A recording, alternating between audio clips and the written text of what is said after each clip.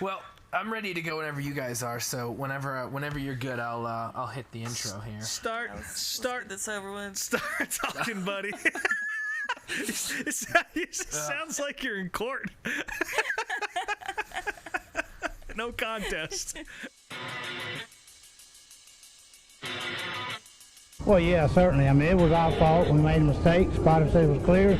I wasn't clear, and, I didn't want to tear my car up, tear his car up either. I respect everybody, and I demand respect. And, I apologized to the guy when he came over the car, explained to him what happened, and then he took it to another level when he started calling me an idiot and whatever else. And I don't appreciate that. I'm not going to take it. I told him how I feel. I called him out. He didn't show, and so, I'm good with it if he's good with it, but I'm not going to be disrespected by no means. Yeah, I guess I had a dinner date at Applebee's last night that I didn't find out about till it was too late. It's a shame. Love their riblets and boneless wings, but All right, folks, welcome to Meet Me at Applebee's. Darf Watch is on high alert right now. Let's just say red flag conditions out there. Yep. I am Brian, and with me, as always, are Ashley and Rob. Folks, how we doing on this lovely midweek recording? Yet again, thanks to our crazy schedules and the racing schedules being all fucked up. Played a big part in yet another delay this week, but here we are. So how we doing? It's true. I want to get a welfare check on Truelove real quick. Yeah, I'm doing great. Yeah. Showed up, didn't I? Showed up to work. got your apron and name tag and everything. I'm doing okay. I had 2 straight weekends of racing. Ashley then had her own 2 straight weekends of racing, but both of our race days again went very differently, I think. So we'll get into that later on, but yeah. The big weekend happened, folks. Oh. There was all the big racing happened. Granted, it spilled into Monday a bit, but all the big races happened, and they were all excellent. So yeah, I don't know where to even begin. Not a whole lot you can be disappointed with on a whole. I mean, both the 500 and the 600 in particular were most fucking excellent races. If you can shit on the next gen car all you want, but Charlotte's like the one place it works. And if we're gonna have a 600-mile race, at least that's where it's at. There's a couple places it works, but particularly at Charlotte, man. Yeah, it's wild how well that car races there now, and I feel like there's a good chance they go back to the oval for the fall race next year, but I guess that remains to be seen. But I don't know how they can't after the last 2 600s. It doesn't make any sense. Yeah.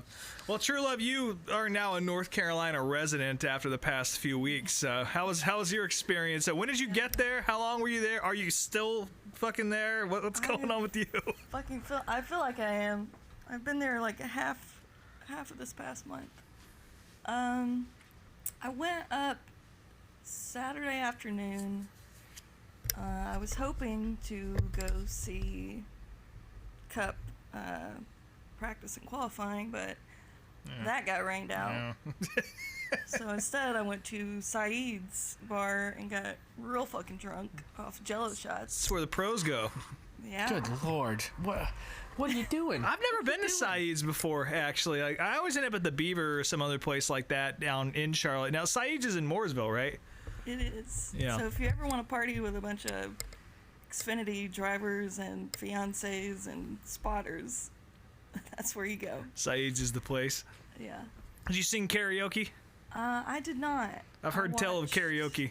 Yeah, I watched Eric Jones' fiance sing Gangster's Paradise. That's fucking... Yeah. That's awesome.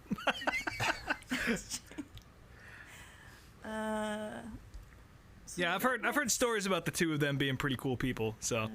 Yeah, he wasn't there because it was technically her bridal shower. Oh.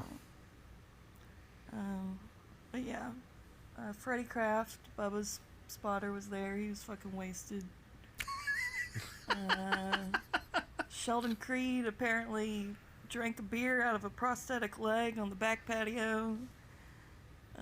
Cole Custer was there. We're just spilling breaking news left and right here, folks. Good times. Oh, Ryan Truex. Yeah. Oh. It's a good little mix. Since the Xfinity race got rained out till Monday. Yeah, good Lord. Did it ever get rained out till Monday? Yeah. Now, so is this the longest rain delay you've ever been a part of? Yeah. I've been very fortunate in the past to not have to deal with any rain delays except for, I guess, Bristol Dirt and then, like, North Wilkesboro. But both of those were, like, pretty Oh, those were nothing. mild. Yeah. Nothing at all. Like Too bad. So I had a bunch of Daytona experiences with rain delays. Obviously, I was there for the jet dryer incident.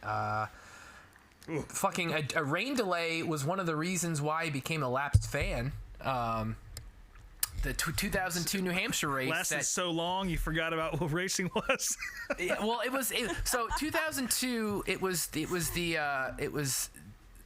race that Ryan Newman won at New Hampshire. So we went up there, and it was, as always, like I used to go up with my uncles, and I think after 15 laps, they hit a rain delay, and my uncles were like, "This is not going to get restarted." Wait, this isn't the one that went till November, right? No. That was 2001. That was 9/11 deal. I was at that race too. Right. No, 2002, like they ran like 15, 20 laps. Called it because of rain. My uncles were like, "We're gonna go home." I was gonna go back the next day because we figured it was gonna get canceled. And then we're halfway home. You turn on the radio, the race is like almost over with. So I missed one of the most infamous BMX contests in the early 2000s to go to this race, and like I didn't even want to go to the race. It's like I want to go to this contest, and then once that happens, like fuck it, I'm done. I just like stopped going to races for 8 years. But there's my rain delay story for you. Yeah. I've had my fair share of rain delays at Loudon as well, but yeah, again, like it's kind of like what Truelove's saying. It's a couple hours, whatever. That place dries out pretty quick, so Yeah. been very fortunate. Yeah, we showed up Sunday thinking we were gonna, see the Coke 600, and instead I got hypothermia. Nice. So Jesus. Did you get to watch the 500 in the parking lot? I watched it. There was a merch hauler. It was the one that sells all the NASCAR 75 merch, and they had it on a TV in the corner, and I just stood there and watched it. Shivered. Yeah. I have never been more soaked from head to toe in my life. My cowboy boots were squishing and sloshing full of water. Ugh. I was like a drowned rat. See, I was saying this to y'all as you were sort of like recounting this in real time. But that's why I've devolved from wearing anything I like to the racetrack to just Crocs and cargo shorts. Like no belt, nothing that I like. I just look like the biggest piece of shit when I rock up to a NASCAR race these days. Just because I got wet at Loudon enough, I've learned. Soaked jeans, folks. Ooh, yeah. That's Nope, good. Wasn't great. Yeah, the less cotton, the better. Well, you eventually dried off though, and yeah, god damn, that sucks, man. Yeah. Did you stick around for the entire? I guess I'm jumping ahead a little bit here. Did you stick around for the entire day on Sunday? We stuck around until they called it. So. Oh, I'm sorry. I meant on Monday. Were you there like for the whole? Yeah, I was there for all 900 miles. Now, do I remember all 900 miles? No. Present. But I was there for them.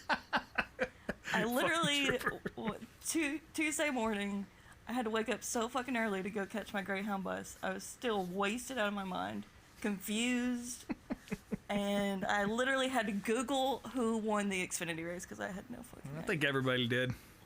I fell asleep. I tried, but I fell asleep with probably 30 to go, and woke up to Allgaier celebrating. So Yeah, I sat there and watched like 15 minutes of that stupid ass USFL game, where there's like 10 people there, but it sounds like an NFL game because they're pumping in crowd noise, or I assume that's the deal. And I was like, you know what?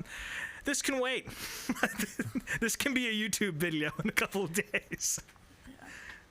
Yeah, definitely watching the beginning of that Xfinity race and then having to watch an entire 600-mile Cup race in between that and then finish the Xfinity race after that was an interesting experience. Yeah. Brutal.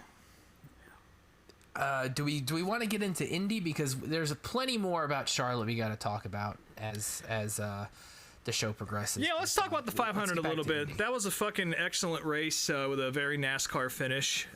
Yes, I agree.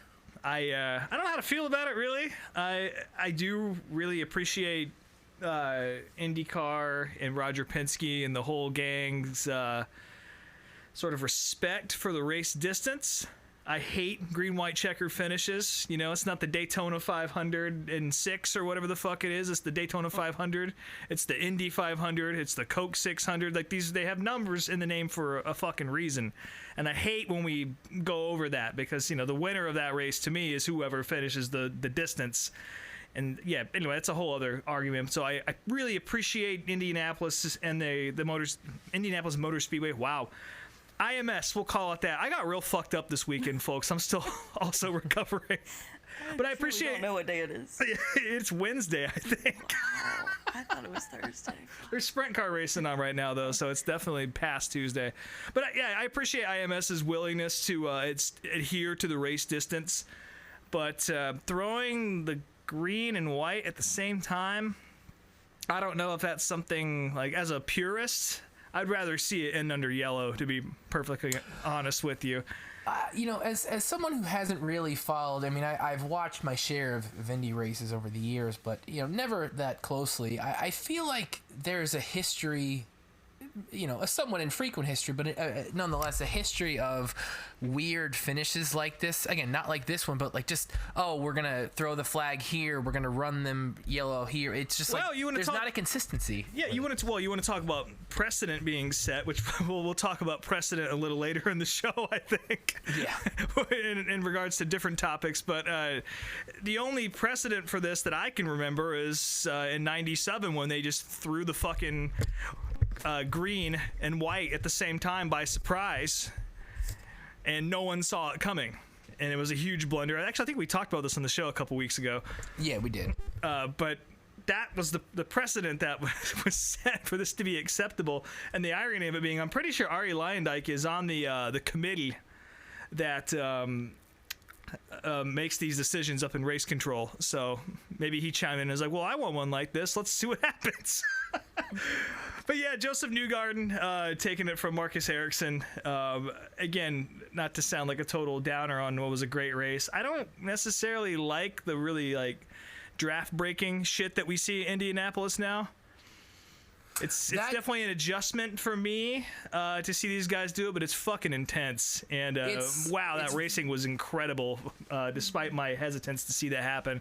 I just, you know, I just keep expecting to see someone slam into the fucking attenuator at the end of pit road. But yeah, Newgarden took that. Ericsson feels robbed by it because of the way they let that race finish. And I don't blame him for that. I don't think anybody's right or wrong on this one, but it definitely happened in Joseph Newgarden, who I didn't think that was a possibility. Top 10, sure, but to win the Indy 500, I didn't have Penske really in my field of vision the entire month, and they came away with the big trophy. So, yeah, as someone who really, you know, again, doesn't follow IndyCar that closely, I mean, like you said, the whole draft breaking stuff was wild. You know, it's that to me, the nimbleness of those cars is one of the things I find most impressive. It's incredible. And, yeah, absolutely incredible. Also a little cheesy as well with the whole like, there he's doing Enter the Dragon, whatever the fuck move they called that at the Dragon, yeah.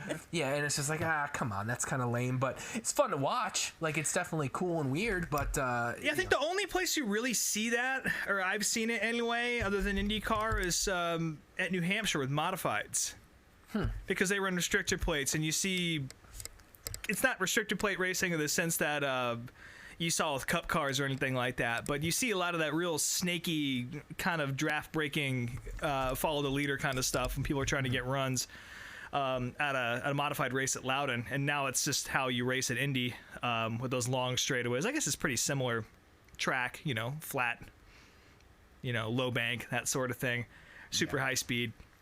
Yeah, definitely fucking weird, and not something that happened up until a few years ago. So.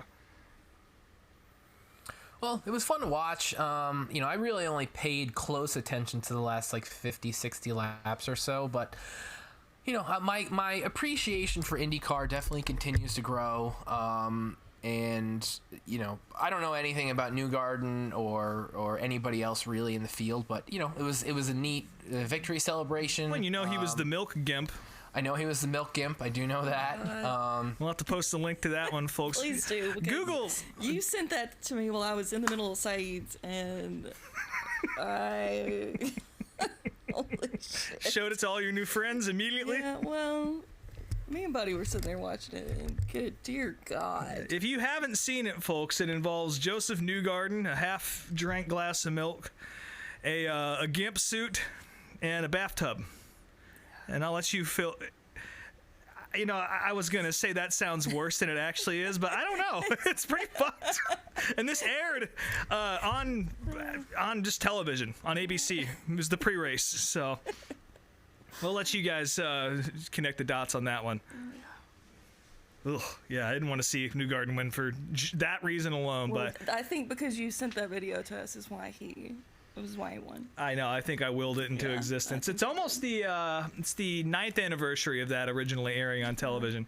So, and we're no better as a society because of it. Bro. I expect a thank you card from Roger Penske.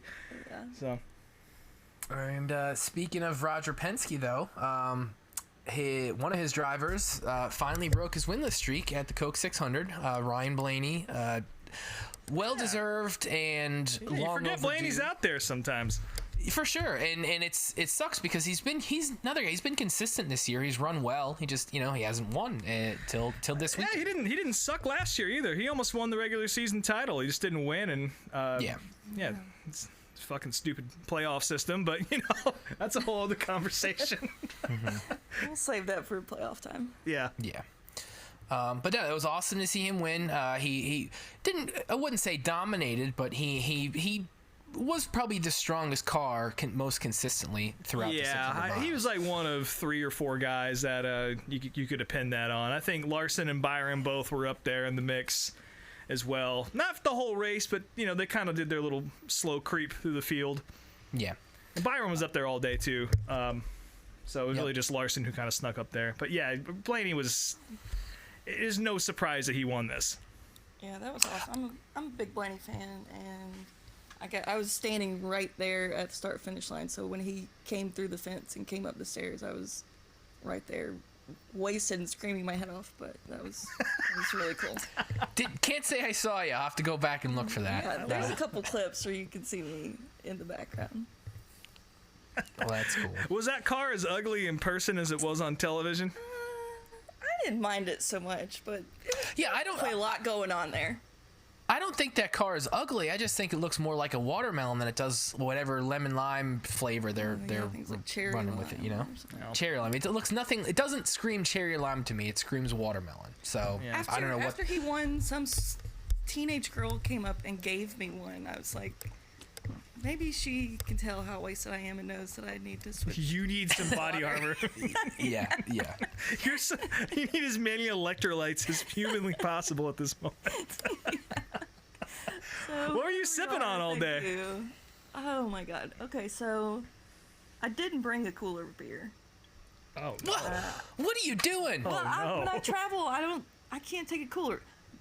I went with Jay initially, and Jay had the cooler. So there was a cooler beer, but Jay had it, and he was sitting in the infield.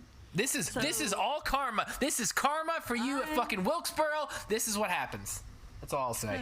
Okay. Anyway, Brian, so you didn't bring a cooler because Brian wasn't there to hold it.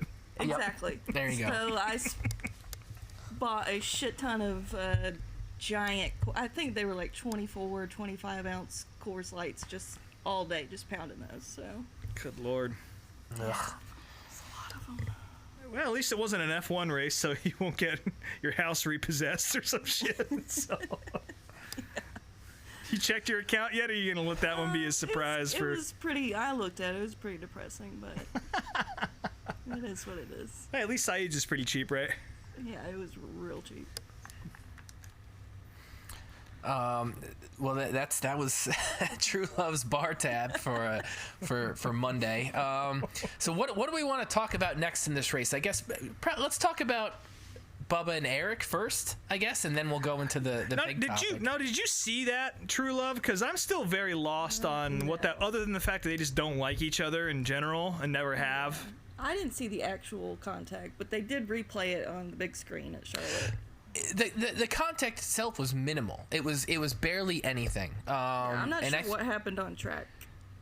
I think they couldn't even really find it. Like NASCAR or Fox couldn't really find like a clip where there was any real, like, oh, they definitely were getting into each other. There was one clip that I saw that was, like, Bubba getting kind of run into the wall a little bit, but, like, you know, again, for whatever the hell to have happened during that red flag, apparently Bubba flipped off Eric, and... Which sent Eric spiraling. Yeah, and that also sent the children, he thought to himself. It sent Twitter spiraling too, but we'll get into that later because that's a whole topic. Yeah, it was weird, but you know, I guess that's a new thing. You know, mid-race red flag conflict. Yeah. I mean, I wonder if that's why they got broken up even quicker than the other fights we've seen. By the same dude, by the way. That one security guard, just always on point. But yeah, have we ever had a fight? Like, well, I guess, I don't know, Bubba went after Larson in the middle of a race. That was probably the last time that happened. But yeah. Nothing. On pit road, I don't think that's probably unprecedented as far as I can tell. Under, like, rain delay. Yeah, definitely a first for that one. Yeah, but them dudes just don't like each other. It goes way back to even like the Petty days when Wallace took over for Eric when he broke his back at Kansas, I guess. No, it was. Oh yeah. Eric Wallace said some nasty shit to him or something like that. I don't know. Like they just apparently have never really jived. It's to me, there's no surprise if a good Christian man is actually kind of a little bit of a piece of shit behind the scenes, because we've seen that more than once, both in NASCAR and in real life. Is Eric a good Christian man? That's what he says he is. I thought he was just kind of a guy. He loves he's the Lord. Yeah, he's got a lot of Jesus-y stuff in his past, so yeah. He's not quite McDowell level, but a step below McDowell, I would say. Yeah. By the way, I don't know, this wasn't a piece of shit move or anything, but he knocked Bubba off his jack. Did you guys catch that? Yeah, I did. God. Maybe they'll sell that bumper to the fucking Speedway Children's Charity for money too. Real shocked at all the Amarillo fans that came out of fucking nowhere over this. They never existed before Monday. Yeah. Well, neither did Eric, so... Yeah. Let's be honest. I've never seen anyone wearing an Amarillo shirt. No. Well, I was going to say, Rob, do you have one? No, I'm thinking of David Reagan, I guess. No, I got plenty of David Reagan shirts. Yeah. I changed my fantasy team name from the North American... What the fuck is it? I can't even remember anymore. It's really long. Preservation Society for David Reagan. The North American Society for the Preservation of David Reagan was the original team name, and now it's for the preservation of Eric Almirola. But it seems like his stock is going up in certain groups, and maybe I don't have to really, work to get him in the spotlight anymore, since he seems to be doing it just fine on his own. And he didn't seem to have any other problems, unlike fucking Chase Briscoe having pretty much the worst weekend imaginable, coming in like 58th place and then getting DQ'd for having an illegal car. I wonder what that does to the resale value of Tony's team. Although I don't know if we could talk about that yet. I guess we'll leave that to the rumor mill. But yeah. Anyways, that'll pop up at some point. Yeah, I think so. I guess we might as well go into the big topic, though, and we don't have to necessarily talk as much about what happened, because that's not really what I want to talk about. But, you know, the whole Denny and Chase thing, it happened, and just the reaction was pretty instantaneous online with fans. Complete fucking meltdown. Yes. Come apart, like a literal implosion. I mean, I don't want to, bring up any harsh feelings or hurt your feelings, Truelove, or anything like that, but this has really just spiraled into the worst case scenario for you on several levels as a NASCAR fan. It's whatever. I was just more annoyed by, like, the internet's reaction. Yeah. Like, just, they absolutely, like... Chase haters were like frothing at the mouth to be able to rip him to shreds. It's like, we knew he was going to get suspended. Calm the fuck down and wait the 24 hours for NASCAR to do their thing before you have a conniption. Yeah, NASCAR had to do that. They set the precedent with Bubba. Everyone saw it coming. And they were going to do it on the normal that day that they give out the penalties. Like, well, calm the fuck down. One of the crazy things, and this is nothing to do with the fan response, but one of the weird responses that I saw, which was definitely kind of in line with the pro wrestling shit that I've dealt with in the past, was like, are they going to suspend Chase because it's going to affect ratings? Like, that it was a crazy theory to get thrown around, but it's true though, because like, again, like NASCAR's in this weird point where they're trying to negotiate this next TV deal, and was very clear that Chase not racing for as long as he did like actually affected TV ratings. So like there were theories thrown out there. It was like, well, they're not going to suspend him because like it'll ruin TV ratings for another week. And it's like, who gives a fuck, bro? I know. Well, again, I'm not saying that you know that should be a factor, but it is a crazy thing to even get thrown out there, because like that's kind of where we're at with sports and from the corporate office, sure, but I think this is what you're getting at, but I really fucking hate this sort of like everyone's a pundit, as I'm a guy talking on a podcast right now. Let me remove the plank from my own eye before I remove the speck from yours. But yeah, everyone's a fucking pundit, and like everyone talks about shit like from the business end as if they have any sort of idea of what that, like, who fucking cares if ratings go down if Chase isn't there? It doesn't. Are you just not gonna watch? I guess some people probably won't if Chase isn't there, because they won't. That's the thing. It's been proven they won't. I did see a young girl on Twitter having a very sad time because this was the only race she gets to go to all year for her birthday, to see her favorite driver, and now he's not going to be there. I saw that too, and I got a tiny bit of sympathy for that. I get it. The Dale effect is real. When he got hurt and Bowman got in the car for the first time at Loudon, there was a little bit of a hit on attendance, you know, and it was also hot as hell, so maybe that had something to do with it. But you know, it was somewhat noticeable amount of people who left early, or you know, weren't there for the whole weekend when they normally would have been, or just didn't come on Sunday at all because he wasn't there. So it's a real thing, but I just think it's fucking silly to, like, out of all the things going on right now on this weekend, you're gonna fixate about network television ratings and a TV contract being negotiated. Like, get the fuck out of here with that. Well, I gotta go back to this point, and it's not totally comparable, but in a way it kind of is. Dale Jr. was the golden boy for a very long time, and you got to think back to, what was it, 2004, when he got fined in Victory Lane for saying shit. The fact that cost that happened, championship.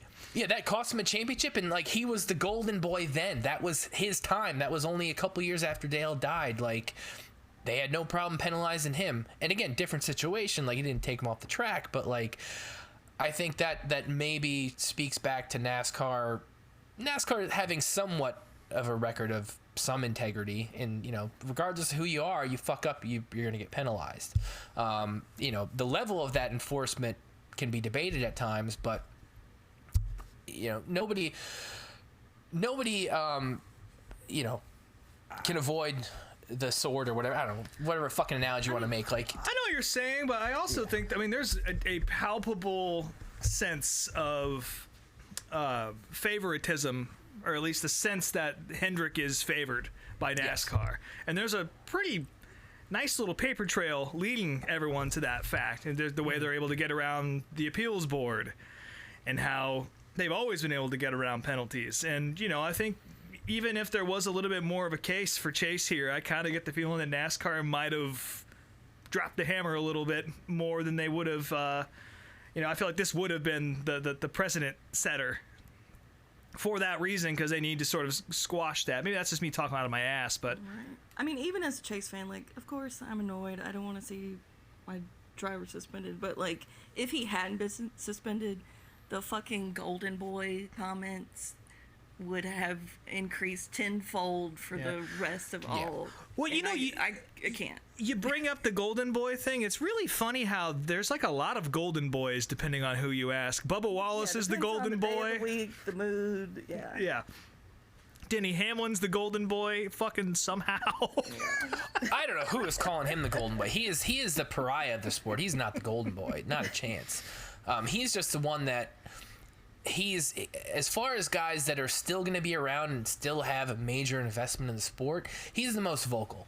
I mean, there's a couple other guys like Harvick and whatnot who've, again, they'll speak up when they need to, but Harvick's on his way out. He can say where the fuck he wants and really has nothing to lose.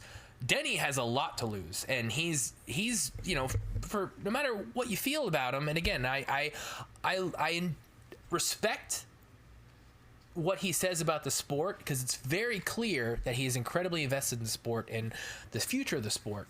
Yeah. And the integrity of the sport. Outside of that, I don't want to hear about 90% of things he says, but listening to him talk about the fuck up.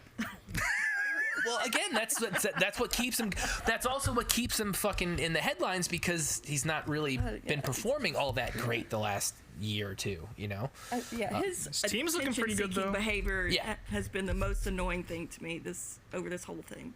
Oh, for sure. But again, like, I think he's been the one who's been fighting NASCAR with his own penalties and other things that he deems, I don't want to say unfair, but I guess unfair in a way. And unfair's the right word, yeah. Yeah, but like, this is a situation where, again, it's undeniable, like, what happened. And, Chase tried to play all the games that you play in this situation, and it was no way any of them were going to work. No. And I guess this will speak to my bigger point as we go into the whole Darf reaction to this. Every one of your favorite drivers has fucked up in this way somehow. Other than Mark, I think Mark Martin's probably one of the only guys that hasn't ever pulled a move like this where they let their tempers get the best of them and fucked up and put somebody else in danger, at risk, or made themselves look like shit. Well, he did throw his career away in the 80s. He was a serious alcoholic, and it's different from what you're saying, but yes. Maybe that informed his sort of mentality and his way of being later on when he really became, Mark fucking Martin. I'm talking about on track stuff. I'm talking about like driving and driving like an asshole. Yeah, I don't think he really. He never did that. Has anything like that? Yeah. No, he's probably, like I said, one of, if not the only one, as far as storied NASCAR drivers that can say that. So as a fan, I think it's really important that you kind of take that stuff in stride. Like, again, drivers are going to lose, they're going to crash, they're going to have team issues, and they're going to be assholes once in a while and make mistakes. And you have to, as a fan, understand that and, kind of just, be your driver and move on, like thankfully nobody got hurt real bad in all this. Chase is going to be there in 2 weeks. Like, his career is going to move on. Everybody will get past this, but like, don't lose your shit completely and blame everything under the sun except for your driver being an asshole when stuff like this happens, because it's going to happen. Yeah. Yeah, I think so. I think that's a good way to put it. I agree. And granted, my tone would be a little bit hotter if NASCAR had declined to penalize, or if it hadn't happened yet. Yeah. Because I think no matter who you are, when you send somebody, when you hook them firewall deep up into the fence on purpose, that warrants some time off, and I think NASCAR took too long to start making decisions for that particular move. I think it should always result in the suspension, and usually they haven't done that. So now we have two examples, and maybe people will stop doing shit like that. Yeah, this is probably one of the first times in a very long time where I can be like, nope, this is a 100% good thing NASCAR is doing. This is a move, because again, you can wreck a person a bunch of different ways, but right rearing someone is like guaranteed going to end up in a dangerous impact, and a very good chance a bunch of other people get taken out. So if they want to start doing this, I'm 100% fine with it. Hell, it's one of the things that made me hate Kyle Busch for as long as he did when he, Ron Hornaday, and it took him years to get past that. I still remember that, and then I'll boo him again. Yeah. Every time I think I'm over it. Yeah, that's one of those things where it's like, I'll never forget that. As much as I kind of like and respect him now, it's like, yep, that's still, I don't think that air has ever been cleared between the two of them. So, but that's a whole nother story. And now in saying that, we tried to take the, respectful, appreciative response to this as fans, but again, most of Chase's fan base did not take it that way. And well, the loud ones anyway. There were a couple different ways. There were people that just like completely denied Chase did anything wrong. And then there were also, I would say, half, if not more, of the fan base decided to say, oh no, this was nothing like what happened with Bubba Wallace last year, like to an absolute insane conspiratorial level. I would argue that more people were upset about Bubba flipping off the television 2 weeks ago still than this. Yeah, absolutely fucking batshit insane. Well, not even just that, the fact that Bubba used his finger 2 weeks in a row rather than somebody using their car as a weapon. That's not a headline you want to read. Yeah, and I know, again, I know Truelove, you know, you're keeping quiet on all this, and we're not to try to like call you out or whatever, because I know you're not one of those fans that has just completely lost their mind in defending Chase. But I don't know. I really didn't see many Chase fans having a conniption like I saw Chase haters having conniptions. Well, I think you're. I think there's you're definitely looking. there were a few that I saw, but not to the same extent. From my seat, it was more of just a general meltdown, like a 2 minutes hate type situation. Like everyone used this opportunity to just flip the fuck out. For sure. Yeah. If this had been like a incident between like a Harrison Burton type or a Todd Gilliland type, it would have barely been a blip on the radar. Sure. 100%. Yeah, no one would have given a shit. No. Nobody. But, you know, I heard... So, we don't really have a DARF of the week this week because, again, there's we have DARVs of the week. I have a few I'd like to read in a moment here. There's one account in particular that I'll call out. The name was One Round of Wedge, who this was a guy that he came after me and came after, I don't know, pretty much anybody in NASCAR media, copy and pasting just these insane replies about blaming Bubba Wallace, and he had probably 30 retweets about the Bubba Eric thing before the Denny wreck happened, and then just, you know, he was like, well, you know, Bubba chased Kyle down the track for 2.38 seconds. And it's like, motherfucker, like, you know, yes, okay. Optically, Bubba's, you know, incident looks way bad. It looks, you know, much more violent, looks more like he's trying way harder to wreck him. I can't deny that. But end of the day, the results were the same, and they both right hooked the driver. Like, just because one happened 2 seconds faster than the other doesn't make them not equal as far as one lane of difference. Like, it's the same shit. So yeah, Rob, go ahead. You talk about your DARFs. Oh God, I have enjoyed this so much because again, I don't have a dog in this fight. I don't really like anybody who was involved in this, so it's just all pure comedy to me. You know, to just watch the internet come apart and scream at each other. Within like, I don't know, maybe like 45 seconds to I don't know, maybe 5 minutes after it happened.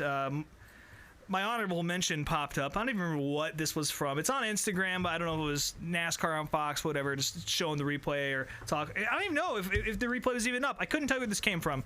My favorite comment was, and this is in reference to NASCAR penalizing Chase, and again, right after this happened.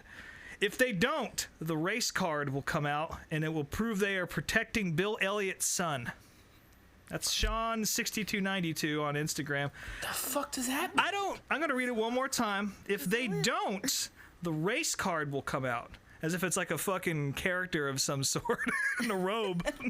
Behold the race card. It pops out behind a cloud of smoke. Exactly. And will prove they are protecting Bill Elliott's son. Which I don't even know what that means. Yeah, okay. But I gotta say, and you know, like I said, I have a bunch more, but we don't need to go into it. You've been on the internet, you've seen it. But my true DARF for the week, and just to really bring it home to past episodes and just really keep the theme going strong throughout this entire show, my DARF of the week is former NASCAR Busch Series winner, NASCAR Cup Series driver, and current Fox broadcaster Kenny Wallace, who, while watching the Monaco Grand Prix, tweets out, "The last pass for the lead at Monaco was in 1996. Is this accurate?" I love you, Kenny, but come on, man. You got to look before you put your thumb down on So Kenny's my DARF for the week. He lost his reading glasses on top of his head. He couldn't find them. Yeah. You don't get punished, though, because you bring me such joy, Herm. So Just keep being you, but it's in Monaco, or Monaco, I guess, if you're European. We get to listen to Kenny for a whole stage this weekend. I can't wait. Oh, is that what's happening? Yeah, he's the guest commentator next week at Gateway, which I totally forgot was the next race. A lot of racing happening in the Midwest again. Of course, IndyCar going to Detroit, returning to the streets of downtown Detroit. I didn't even know they had a downtown anymore. And then, of course, racing down at Gateway, so that's always fun. Yeah, I got to see where they're racing in Detroit, because I know downtown Detroit, and it's not that sketchy. It's just there's not much going on down there, which I guess makes sense to run a race there, because what the fuck else is a couple casinos, if I remember correctly. Yeah, there's some big sculpture there. There's actually a pretty nice skate park right downtown, which I go to every time I go there. But it's not like a bustling metropolis. You know, I'm trying to think. I've been to the Fillmore there. I think that's the big theater. Yeah. I saw Primus there on Mushroom. Shocking. That was fucking cool. The one band that Brian likes. Hey, listen, I like lots of Literal other one bands. band. What other bands has Les Claypool been in? He's in a bunch. I'm not into any not of his Mushroom other Head. bands. That's a different thing. Yeah, that's a Cleveland That's thing. Brian. though. Brian's That's a Cleveland. I am not a Mushroom Head fan. Do not put that on me. Get the fuck out of here. Fucking Dollar General Slipknot. Yep. So yeah, I mean, I don't know. There's just so much. I don't know. The internet sucks, and let me go back to this as far as racing fans on the internet goes. So I've got over 20 years of experience being on message boards and forums and all sorts of shit for bikes and music and wrestling, and it's really only the last year or so that I've really ingrained myself in auto racing fandom on the internet, and not only have interacted with random racing fans, but seen just a vast amount of weirdness from them. It's one of those things where it's growing up, I never really had any racing fan friends.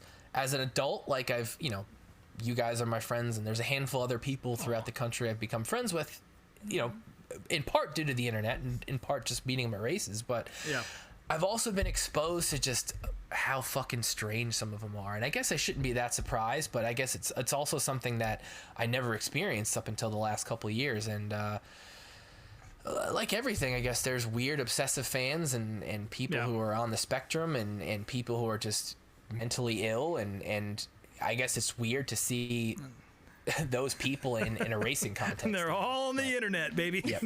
Yeah. You can find them on the World Wide Web. Waiting to talk to you. Yeah. I don't know if "talk's" the word. Type in all caps you. Yeah. Real quick, before I forget to mention this is way out of left field, but the Unser Museum in Albuquerque sadly closed down on Monday. They're absorbing their collection into a bigger museum in Nebraska. I just want to give a shout out to that place. Got to meet Al Jr. there once. But really cool fucking place. And the Unsers, of course, really important to Albuquerque and New Mexico in general, and racing in the Southwest and all over the world. And it was sad to see that place go. I didn't get a chance to go there while I was in town, unfortunately, so my last visit will have been a couple years ago. But just wanted to give a shout out to that place, and I'm going to miss it. Yeah. Any museum closing is bad. And any racing museum I will go to in a heartbeat. So, not that I was ever going to travel to New Mexico, but that sucks. Yeah, it was a nice little spot. Travel to Nebraska either. So. Yeah. That's I forget the name of the museum. That's actually a really cool place. Apparently, it's a huge museum, and it has a ton of vintage racing shit and all sorts of automotive history in there. And now it has the Unser collection, which is pretty impressive. Best part of the whole collection was they have the 1987 Indy 500 winner in there on display. Of course, that's the show car that they pulled out of a hotel somewhere and ran Al Jr. in when Danny Ongais got hurt. And I'm sorry, not Al Jr., Al Sr. And he ended up winning the race. So That's wild. good shit. So yeah, we're not doing any DARFs where we kind of did our DARFs of the week. This whole show this week was DARF of the week. Basically, I mean, do we want? Let's go over the video of the week. We got a couple minutes. We do. We don't have to go too in depth about it, but Rob, you go ahead and introduce it. It's your pick. Yeah, so last week we actually posted the link to the video. It's called 500 Miles Apart. It's an ESPN special what the fuck is the name of the show? Outside the Lines. That's it. Yes. I don't have any notes, so I'm going purely from memory here. And like I said last week, it examines the split between kart and IRL. And, of course, the two races that happened on Memorial Day weekend that year as a result of the split, the Indianapolis 500 with the IRL, of course, and then the U.S. 500 up in Michigan, and how one was somewhat of an abject failure. And the other one was actually a pretty good race, but no one really seemed to give a shit. And basically, it just cast a very bleak forecast for open wheel racing going forward. And, of course, all these years on, we know exactly how it went, and it was very bleak. And now it's starting to really restore to some level of excellence, And there's always good racing throughout all that period, but this is a nice little look at the divorce, if you will. Yeah, I've got less to say about the show overall than I do about the split, and really looking back on it now, almost 30 years later. I guess to start, there were a tiny bit unclear as to why this whole split happened, and I had to do a little research myself, and basically, at least from what I gathered, so it sounds like Tony George wanted to start IRL, and the catalyst for all this was he only allowed 8 kart drivers into the Indy field in '96, and that's what caused the split had been happening since the 70s. Yeah. It started like the Dan Gurney white paper. It was a paper that Dan Gurney wrote to USAC explaining his issues with the way the series is being run and how the teams, and it's just the same argument that has permeated open wheel racing. And honestly, it's kind of the same thing happening in NASCAR at the moment too, just to a lesser degree, where basically you don't have a show without these excellent racing teams. And then the counterpoint is, well, you don't have a place to race without us sanctioning and these tracks, etc. And it just became a power struggle, and kart actually came out of that original split in the late 70s. Mm-hmm. And, fast forward to the 90s, Tony George has taken over as president of IMS. He's running the family business now. He wants a bigger piece of the pie. He does not like that kart is in control because they're making all this money off of the speedway, and kart gets a lot of the prestige when really, USAC is and his organization is the one that is really, you don't have IndyCar without Indianapolis. It's just kind of the way it is. Yeah. And that's a really, there's a lot of intricacies in there. But essentially, Tony George and USAC kind of go to war with kart. He decides he's going to start his own series that's catering towards all ovals, all American drivers. A big qualm, of course, was with Tony George was that there's too many foreign drivers and it's too much of a runoff for Formula One. It's not an American event anymore. And he wanted to sort of restore the spirit of the speedway and bring it back to a little bit more down-to-earth, short-track kind of level, which honestly is kind of a good fucking idea, right? Yeah, that was one of the things when we're reading up on it. I was like, okay, I'm kind of with that. Really, it came down to money and who wanted to make money off shit, and that was sort of an excuse. But anyway, that's personal opinion. Well, that's a big part of even just the special is the money and how the money is divided and trickles down to fans and vendors and all this other stuff. Again, money is at the root of all these types of things. Absolutely.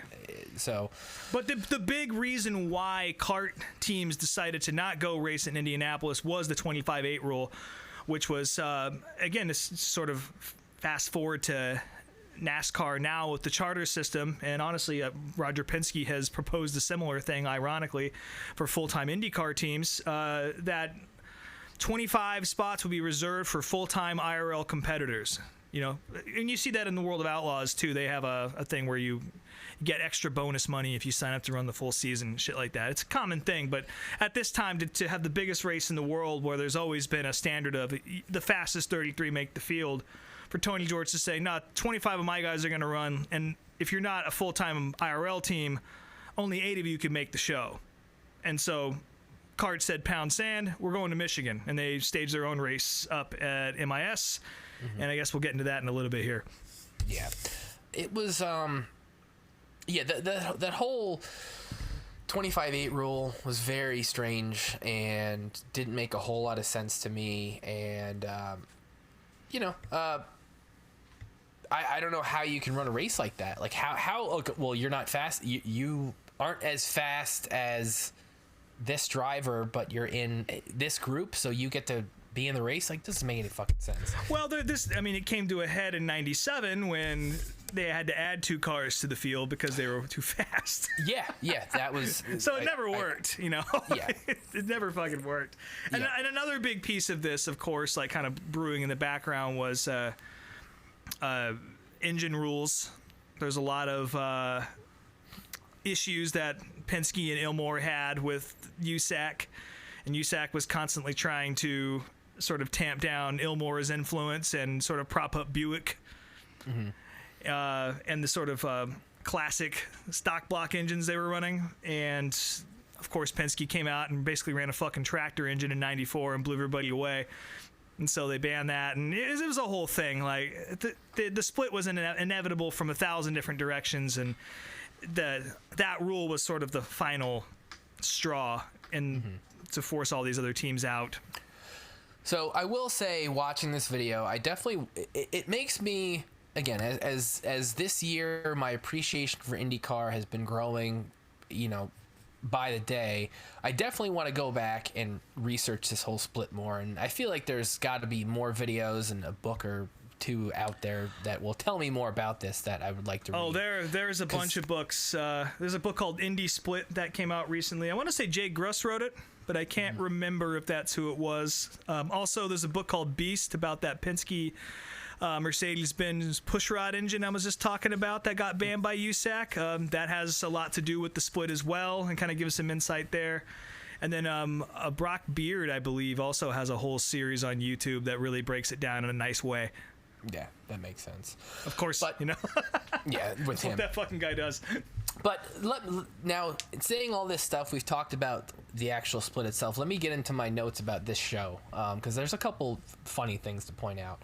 I think the first note I have is we have this intro talking about the split, and drivers talking about, well, all the action, all the prestige is going to be in Michigan, not Indy this year.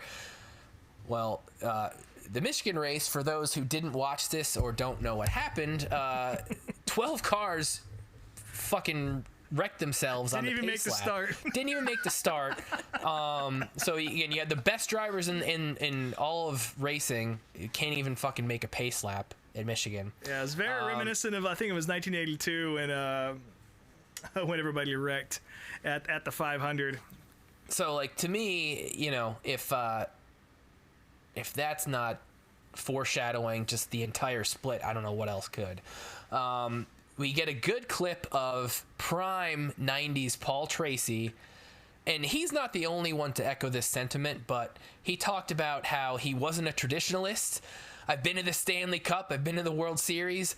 I don't go to look at the stadium, I go to see the competitors. And it's like, motherfucker. Yeah, well. You know, this take is definitely the coldest take of all of them as far as the split goes, because at any other traditional sport, yeah, nobody cares about where they're fucking playing, because, like, the actual playing field, whether you're talking about baseball, football, basketball, hockey, whatever, the playing field is the fucking same. Yeah. Like, that has nothing to do with the prestige of the event. Well, he was also playing he was playing the cold card too. Oh, for sure. But he sure cared about Indy when he got that win taken away from him. Oh, of course. But again, this is just an early display of Paul Tracy being a dipshit. Those big old round glasses. Yeah. God. And from there, you know, Rick Mears, I think, is the one who brings up a point about, well, IRL is to cut budgets. You know, to teams spend so much money. It turns out they said they spend a third of their yearly budget just preparing for Indy. It's true. So, like, it's still true. Yeah. So it's kind of a moot point, the RL, as far as I'm concerned. There's a clip of a few fans kind of protesting at Michigan, and there's a guy that shows his shitty IMS tattoo on one arm and talks about, well, I got room in my other arm for an IRL logo. I thought that was funny. Yeah, for the Michigan logo, yeah, go ahead and get a US 500 tattoo, pal. There's a big segment about families divided where, you know, they talk about the Unsers, how Johnny Unser is like the only Unser in Indy and everybody else is at Michigan, and there's a clip of this is probably one of my favorite clips. There's a couple is getting married at Indy, and this is the best oh my part god, of the whole thing. this couple they're both shit faced. They looked like to be in their 40s to 50s somewhere, and then the brother wasn't gonna be there for the wedding because he was like, fuck this, like I'm going to Michigan, but so he stayed. He's like, the family convinced him to stay for the wedding, but he wore a anti-IRL shirt that he was very proud of throughout the wedding. I got a massive kick out of that. Oh, so good. Yeah, that alone is worth the price of admission for this video. I can assure you that much. Yep. Florence Henderson, for some reason, gives her input on all this. You know, Mama Brady's in there. Again, there's the whole Johnny Unser spotlight, which never even fucking heard of Johnny Unser before this. Like, I've heard all the other Unsers. He's the one I've never heard of before. But definitely a sort of lesser Unser, a sprint car guy. That was my note. The lesser Unser was the exact thing I wrote. This was his first of a couple attempts at the Indy, and he made the race, but he crashed on carb day, and then he didn't even make it to the green flag. His engine shit the bed. Hold on one second here before I actually have this clip saved to my phone. I'm going to play the audio real quick. We're going to give this a shot. Maybe I'll edit it out. This is the wedding here. Wait a minute here. We're going to get married. Dan's going to be our best man, and he's going to be at the Michigan race. He says it's too bad you're putting this controversy and politics between beloved two family members. I think the moral of the story is that family is tighter than the IRL cart situation. That's the way it should be. That's the way it should be. That's the way it came together. And the whole time, her husband, who just looks like a, Charles Bukowski knockoff, pretty much, just wants to butt in so bad, and he's got his arm up, and he's just kind of like, like shaking his head and shit, and never gets a word in until it's time for everyone to woohoo at the end. And God, if that's not Americana, I don't know what the fuck is. I really enjoyed that. Well, there's a clip about the trickle-down effect, about hotel bookings and merch being down. The only other couple notes I have, there's a clip of Cal Wells, and his hair looks so fucking strange. Like, it's just a lot of strange haircuts. Yeah, a lot of strange haircuts in this video, but Cal Wells' hair looks fucking weird. And John Paul Jr. has a really weird haircut too. Another guy I'd never heard of before. Like he's someone to look into for you racing history nerds out there. He was sort of involved in a big drug smuggling ring back in the 80s and 90s, along with the Whittingtons and all that. And it's kind of funny that like he's one of the sort of lifers they got. Like I'm pretty sure he was out of. I don't know. I can't. And again, I don't want to like slander a guy because I'm not 100%. Sharp on the history, but I think he had gotten out of jail not that long ago and returned to racing, and he's out there signing autographs for the kids. Not that there's anything wrong with that, and that people can't change, and selling drugs is whatever, but like I just thought that was pretty funny. Like that's the star they can get, him and Ari Leyendyke. And the only other real note I have is the very end. There's more pit footage from Michigan, and there's a lot of very good behind the scenes footage of the owners kind of laughing at like how big of a clusterfuck that race is, and they're just kind of like, Tony George is laughing at us, huh? Yep. And they just their hands are up in the air, they don't know what the fuck to do. They're kind of just like, well, I believe the race got the Michigan, not Michigan 500, the US 500, same fucking thing. Yeah. It got delayed like 90 minutes as the Indy 500 was going on without a hitch.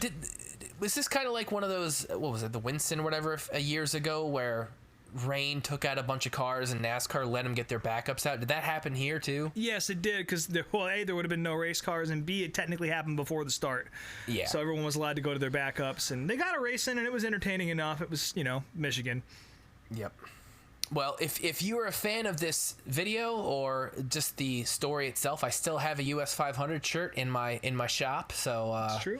I think it's an extra large if that's what you wear. So also, you just posted that sweet ass AJ Foyt Copenhagen team shirt from my late 80s, early 90s, I think. I can't tell. I was trying to do research last night on this, and like they wore like the same outfit for like 10 years. So trying to match the patches, I mean, I definitely think it's either one of AJ's last pit shirts or a Robbie Gordon one.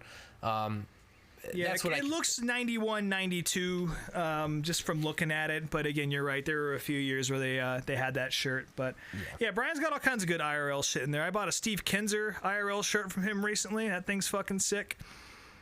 So yeah, go buy some fucking t-shirts, guys. Yeah, early into the plugs, but that was our video of the week this week, and it sounds like now, after almost a month of all of us being places that we aren't normally are when we record and going to races and this, that, and the other thing, it sounds like hopefully next week we're gonna get back to our normal schedule. So I think so. Yeah, I don't think there's anything in my schedule. I'm actually going to the racetrack this weekend, but it's not going to be what you all have done, literally uprooting your lives and relocating to a different state. Yeah, I've got being on any more Greyhounds for a while, so. I've got nothing major planned this month. Like, I'll probably go to some local shit. July, I've got Mid-Ohio. Still a chance to go to Atlanta, but I don't know what the plans are for that. And I do have another 2 weekends in a row deal, but that's going to be Indy and Michigan, like for the NASCAR races. So those are both close to my house, so they're not at all going to be like, you know, Wilkesboro and Darlington. So that'll be far less of a commute for me. Yeah. Yeah, I'm torn between going up to Monadnock this weekend. There's a big JDV Productions open modified show up there. I fell in love with Monadnock when I went there a couple weeks ago, and I want to get back there as soon as I can. So I think I might end up doing that, since I don't think anything's really happening elsewhere in modified country up here. So it should be a decent car count. Also, the American Canadian Tour down at Seekonk. You can probably catch me at either one of those fuckers if you're listening to this and you want to drink a $5 beer.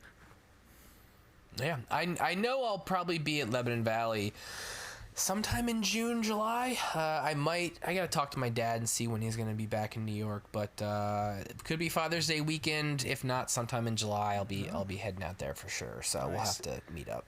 Any racing for you this weekend, Truelove, or are you gonna be firmly locked inside the house? I'm not leaving my couch for weeks. My whole body hurts. I'm covered in mysterious bruises. I need to rest, damn it. You know, we didn't even finish talking about your experience at the race, really. It was completely packed, right? Oh, yeah. For like a Monday, it was packed. It was shocking on television to see how many people stuck around for that, and I was curious if that was just the way they have the stand set up with the drink rails and all that now, or if it really was just fucking full. I mean, there are the drink rails and the multicolored seats to make them look more full, but where we were sitting, it was really full, and it was extra full in the concourse during the rain delay. Yeah, well, Jay was saying that like people were just they were just letting people walk in towards the second half of the race, like after some of those delays. So it's like, fuck, man, that would have been sick if I lived down there. Just I'd roll up to the race and catch the second half. But yeah, I think that does it for this week's trip to Applebee's. Again, next week it sounds like we'll be back on our normal schedule, so there'll be another video of the week, and we'll have whatever happens this weekend. We'll get to talk about Corey LaJoie's big shot. Yeah. Corey LaJoie's big shot. Mr. Hendrick finally found the letter in his desk. He didn't tear it up, folks.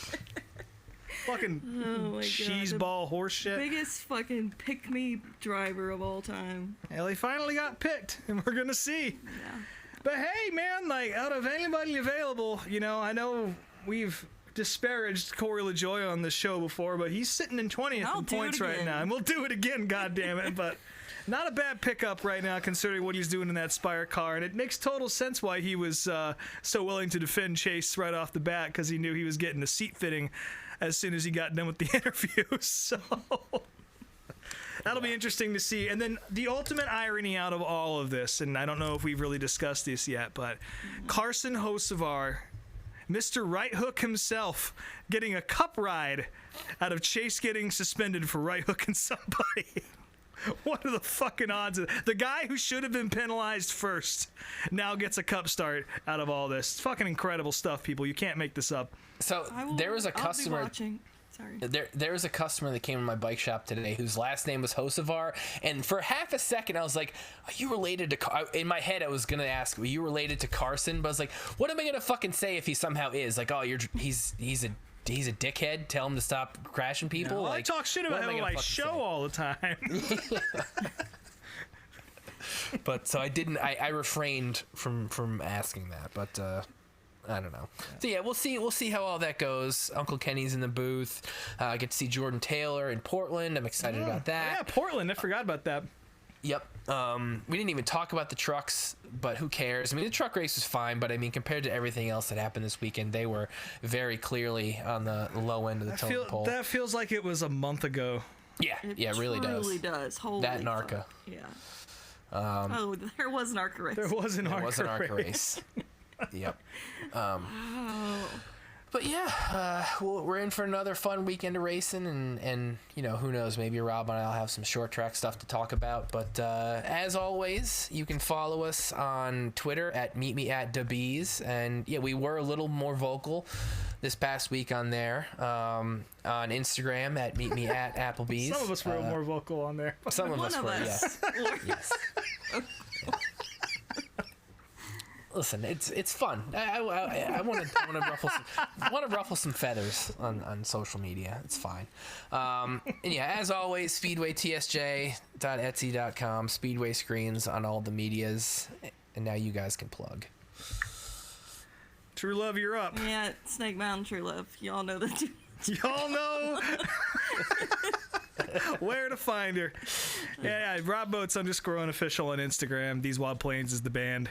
And then, yeah, Meet Me at Applebee's is the podcast. You should listen to it sometime. Yeah.